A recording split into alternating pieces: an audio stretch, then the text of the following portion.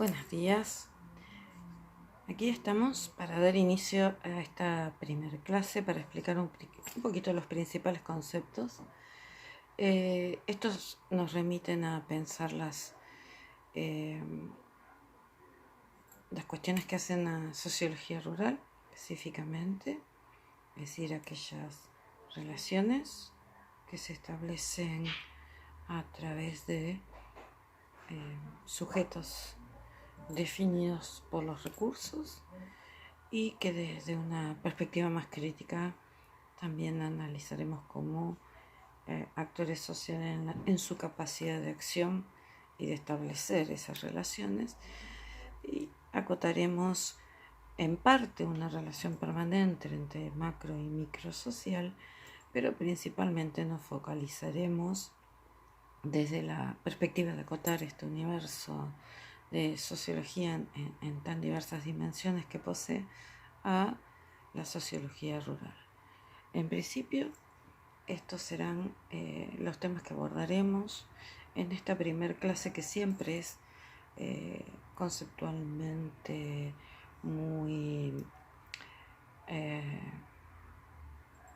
densa, porque debemos recordar desde las etapas que seguramente ustedes han visto en otras materias, en algún momento de sus vidas han escuchado.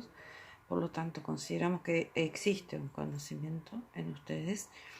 que debe ser refrescado, que algunos lo tendrán presente y que utilizarán en esta primera clase junto a las lecturas y a las actividades que se solicitan en estas circunstancias particulares en que hemos tratado de adecuar los textos, los materiales a las modalidades que debemos trabajar. En primera instancia, como etapas, mencionamos no porque estas sean concluyentes, sino porque hablar de etapas nos sitúa un poquito a pensar el contexto social e histórico que estas etapas caracterizan, principalmente en los procesos que ocurren en las mismas. Y siempre nos vamos a referir a la región pampeana y al contexto internacional en una vinculación que no es lineal, que no es unívoca.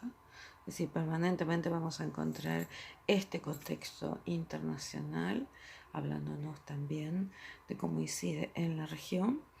y también cómo determinados actores y sectores sociales dentro de la región busca articularse a ese contexto internacional con mayores o menores beneficios. Esto da particularidades dentro de la región por los recursos naturales y las condiciones de trabajo, dos elementos fundamentales que principalmente va a combinar esta expansión de capital en el agro en la primera etapa, en la internacionalización, que veremos con las características, lo verán en el práctico, con las características de los actores sociales o de los sujetos. Posteriormente veremos una etapa de transición hasta llegar a la transnacionalización,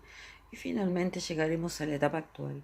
que es la globalización, en la cual focalizaremos, ¿verdad?, nuestros principales esfuerzos como para poder comprender esta actualidad que contextualizamos a partir de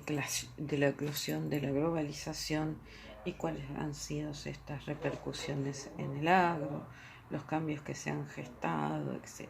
Bien, lo que también tenemos a través de todas las etapas son las problematizaciones de los complejos agroalimentarios, inicialmente comprendidos como sistemas alimentarios en la relación de la producción y del consumo, pero problematizados fundamentalmente a partir de la transnacionalización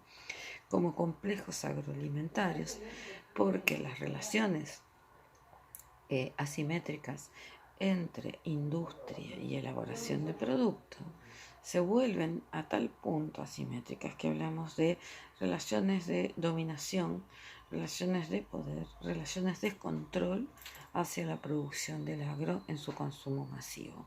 A tal punto estos complejos que existen desde la internacionalización se complejizan, que hablamos en la globalización específicamente del negocio agropecuario o de lo que ustedes van a trabajar como agronegocio, que implica las formas de control, ¿no? Dentro de la forma de control que se establece en redes de capital de producción, que va también a articularse a mecanismos financieros internacionales y actores locales que van a permitir estas articulaciones, y fundamentalmente llegamos a una globalización en donde estas relaciones se han traducido en una complejidad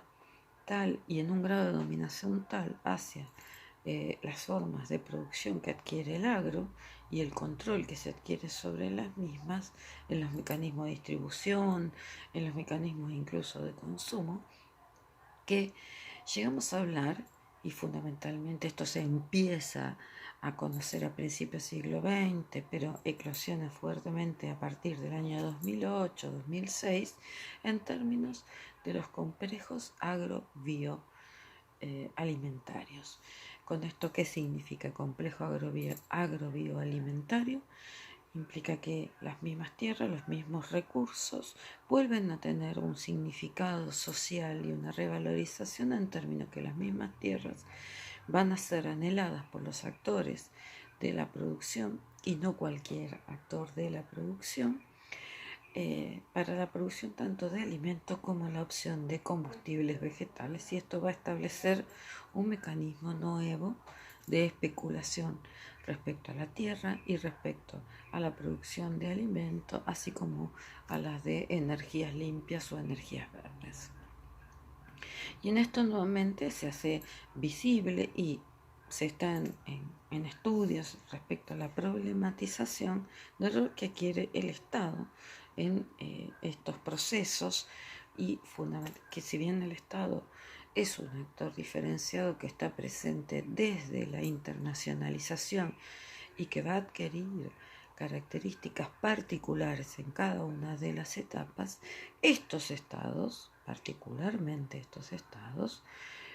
decimos estados en el sentido de pensar que está conformado por un entramado de relaciones sociales, no es un actor monolítico, sino que está conformado por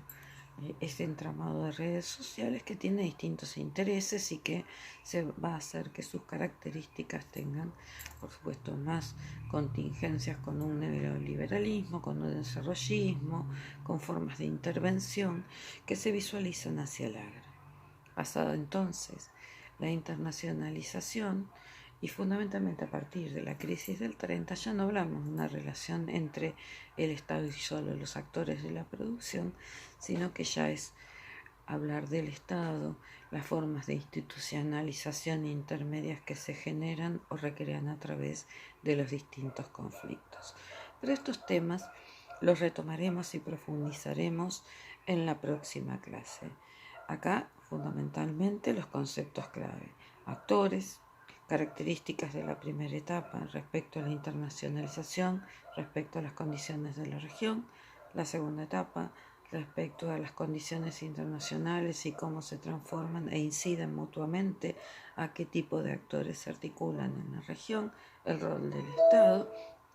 y lo mismo para la globalización. Y en este sentido dejo la palabra ya a mis compañeros, tanto a la licenciada Evangelina Tifni como al ingeniero Darío Solís y a la licenciada Virginia Zamoni, quien hace una inscripción en la cátedra,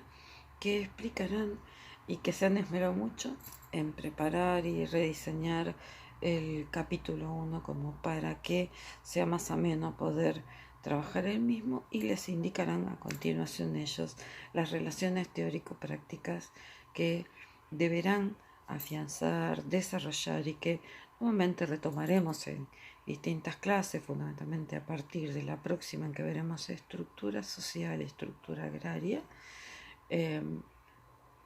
para que así de a poco, clase a clase, vayamos afianzando estos conceptos